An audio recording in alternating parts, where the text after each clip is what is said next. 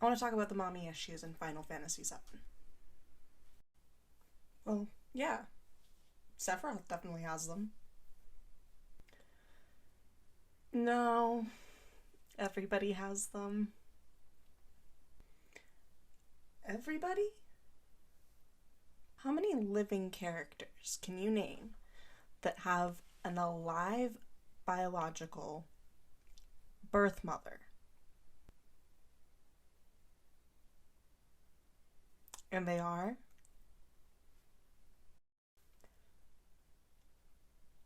Sephiroth. Final Fantasy VII is one of the most successful JRPG franchises of all time, and the debate still exists to this day of who exactly is the primary villain of the story. Thanks to spin-off games, novels, movies, and now this remake that we've experienced partially, we've had a lot of time to kind of think about what this big overarching plot really is. But we haven't had enough space to really critically analyze what the basis of Jenova's backstory, Sephiroth's backstory really are, in an intellectual sense. And I think it's really cool to kind of look into some of the stuff that historically predates Final Fantasy VII, kind of provides a little bit of context for this narrative that we've all been pulled along on. So a little bit of clarification to start. In the wider fan community for Final Fantasy VII, there exist 3 different theories about who actually is pulling the strings behind the scenes. That is Jenova theory, that states that Jenova is really the big bad guy, and she's in control of Sephiroth, she's in charge. Then there's Sephiroth theory that kind of takes Sephiroth as like he's using the power that Jenova gives him to execute his will, and his will is used so many times throughout the game. If anyone's read the novels, he literally brings himself back from the dead via willpower. And then the last theory, hybrid theory, states that it's a little bit of both. Hybrid theory I'm a little wishy-washy on because like it doesn't really answer the question. But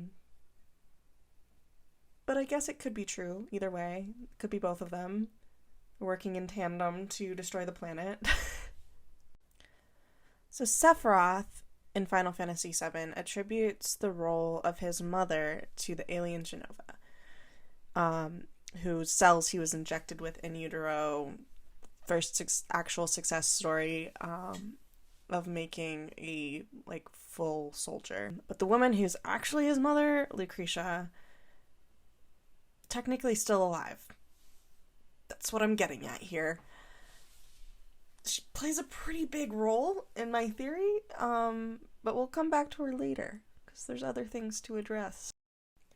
Jenova is an extraterrestrial parasite, kind of like a virus. Originally no gender, but through the optional tapes in Icicle Inn, we learn that she developed into this mother figure through the grief of her victims. And we've got a quote from Ifalna here. That's when it appeared. It looked like our dead mothers and our dead brothers, showing us specters of their past, says Ifalna. Eris's mother, also dead.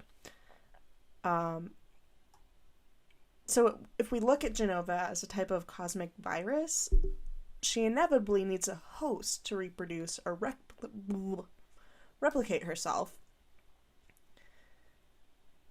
in order to then use the host as a vector to infect others. The vector of the initial infection is a little iffy, but from this we get people being turned into monsters. I've always made the assumption that this is referring to something similar to the Sephiroth clones that we see later in the game, not the actual monsters that you come across in gameplay. So in a game where all the moms are killed off, who is, or what, is this big metaphorical mother that we're talking about here that kind of links everything together. It can either be this evil cosmic viral mother or the life-giving sentient planet. So are we trying to save the mother of all mothers from the same fate as all the others? I think that's the point of the game. It's just moms. It's all moms. Surprise, all moms. To dive a little more into the theory of things, we can look at feminist theorist Barbara Creed and her idea of this archaic mother that exists, either as Gaia, the creator of life and monsters, or Jenova, this viral cosmic mother that creates through a host. If this seems a little bit of a reach, think of the kitchen scene from Alien. This is Barbara Creed's primary example of this whole archaic birth scene, where you have a super violent, bloody birth, like very like evil, and it's kind of depicting this idea of the mother as a villainous creature. Instead of the violent birth scene in Alien, in Final Fantasy VII, we get this metaphorical situation of the meteor strike, where Jenova is theoretically impregnating the planet to then repopulate with her own virus. But on the opposite ends of things, you have Jenova as this evil, overarching villain, but you also, on the rungs below her, have Hojo, who is attempting to utilize her power to create his own. He uses her cells to create Sephiroth in some way. He claims that creation as his own, even though he resorted to the actual biological system of a woman giving birth to actually finally create what he'd been looking to make. So in reality, he failed. He didn't actually make anything. Alrighty, y'all. Situ, end of rant. This was great. I loved it. Feel free to like and subscribe if you loved it too. You can post your favorite weird video game situation or quandary down below in the comments. I'll definitely take a look at it and respond something potentially intellectual, but probably just dumb. We'll see you next time.